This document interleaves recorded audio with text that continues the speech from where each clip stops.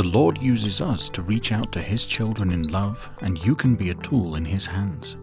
The content we share online can be a reflection of that love. If we want to uplift those who see it, then that content needs to be uplifting too.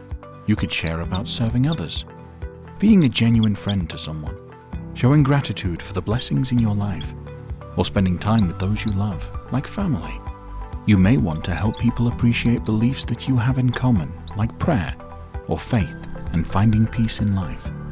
Holidays are also a great time to share the messages associated with them, like Easter and Christmas. When people have questions, be prepared to answer them using content already shared by the church. If they are interested and want to know more, you could also introduce them to the missionaries who have dedicated 2 years of their lives to teaching and answering questions about the gospel of Jesus Christ. So, how do you do it? It's important to keep it simple.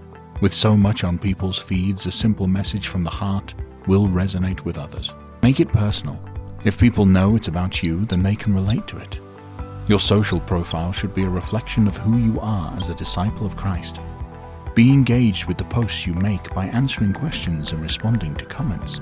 When others want to know more, reach out to them on a personal level with some direct messages. If you're reaching out to someone, be supportive. Let them know you're there for them and that you love them. By reaching out to others with love, we can feel the love our Heavenly Father has for us all as His children.